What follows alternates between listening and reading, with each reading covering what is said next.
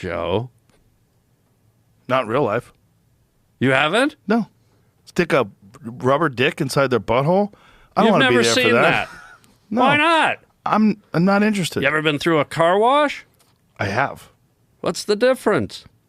It's a big difference. One of them is your butt where you shit out of and you're putting a rubber dick inside of. The other one is you're getting your car washed. You make a good point. Point is, if you were making... Yeah. If you're doing all this and you developed a nice fan base, you're making $100,000 a month, $300,000 a month. Yeah. And then you don't feel good about yourself. And what do? Do you just save up the money and quit? If you meet a nice guy and he's like, so what do you do for a living? You're like, well, let me tell you, I don't want to do it anymore, but I take rubber dicks and I oil my butthole up and I shove them in there with a HD camera, a few inches from my butthole. And guys send me tips. I think the subtext here, Joe, is what is the price you put on your dignity? Right. What is the price you put on your spirit? Because this stuff, it may seem fun in the moment, but you get down the road and it follows you. You know, we looked it up. Yeah. And it's something crazy like 10% of girls aged 18 to 24 in the United States are on OnlyFans. This is a tough question, and you can tell me to shut up if you want. Okay. You have a daughter, don't you? I have 3 daughters. You have 3 daughters. I have 4 sisters. If one of your daughters told you she was doing OnlyFans, what would your reaction be? I think I made a big failure as a parent. But how would you approach it with said daughter? Well, you would give them advice. First of all, your daughter or your son is a human being. You don't own them, right? Good point. So you're Touchy supposed to point, be, but good point. If you treat them like you own them and they have to listen to you, they'll never listen to you and they're going to rebel. This is just human nature. Excellent point. I'm with you so far. You have to give them advice and you have to talk to them and talk to them about the repercussions of what they're doing and realize that this stuff will follow you. And some people are going to be fine with that. Look, there's some ladies that are like, look, I don't ever want a fucking regular job. I'm ashamed of my body. And maybe they're not sticking things up their butt. Maybe they're just being naked. And they're like, this is way better than having a job. Fine. What does it say here? Top 1%.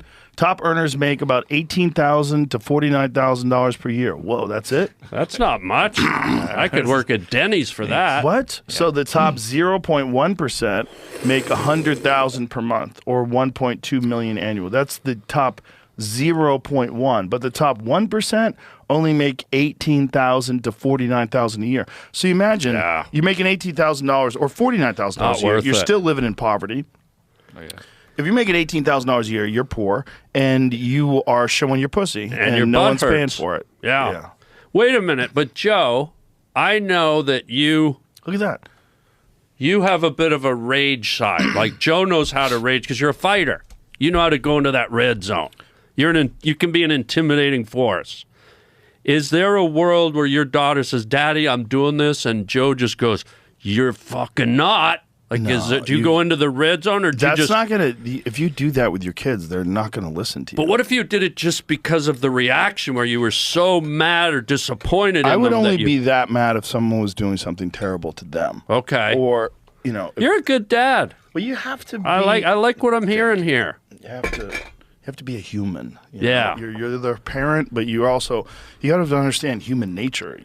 I know people that yell at their kids, and I know kids that have been yelled at, and they always resent that. They're always angry. It's a stupid way to handle things. Something happened here just now that I was not expecting today. What's that? I got to see a side of you that I didn't know if it was there or not, because I don't know your family life, but I got to feel for a second dad vibes, dad love. And I think I sort of pictured you sitting with your daughter and being very... And, my daughters are teenagers now, too. And we've never gone through a period where... You always hear these periods where the kids rebel against you and they hate you when they're teenagers. That's never happened. And I think it's probably never happened because we always just communicate. And I know this weird world that they're entering into where AI might be taking all the jobs. So they're like, what the fuck am I going to do? What am I going to do with my life? I love AI. Do you? You're all in? I'm all in. What's your favorite part about it? I love it, Joe, because it's it's opening a door to creativity for everybody. Now, a lot of people are being pessimistic and saying it's taking away our creativity. But think about any art gallery you've ever been to. You go in, you see the Renoir, the Degas, the Dali, all the usual suspects, Van Gogh, Goya, all of them, right? Right. Those have all been placed there over the centuries as the art that we all know and have adopted. And that came from a select group of individuals, very talented, contributed to our culture and art history, but it's a pool of about maybe 200 artists through the course of history. Right. Now think about a guy you bumped into working in the sprinkler aisle at Home Depot 3 weeks ago, who's got a wife and kids and maybe doesn't have the opportunity or the wherewithal to tap into his artistry. But now that guy and the guy at Dunkin' Donuts and the girl that works at the car wash, and every human being now has a way to express their hidden talents. And so with AI, they can go home at the end of the night and press a few buttons and go, I imagined this thing, and AI is letting me get it out, and the world gets to see it. Same with medicine, same with inventions. How many Elon Musks are there that grew up in poverty and never got the chance to expand on a concept or an idea because they didn't have the means? But if AI starts to open these doors for every human being, think of the barrage of incredible visual and conceptual designs that are going to come at us, and a lot of them will probably be practical and actually work. And the common man and woman didn't have access to that before. That's one way of looking at it. That's super positive. I love it. That's true. Example in my own life,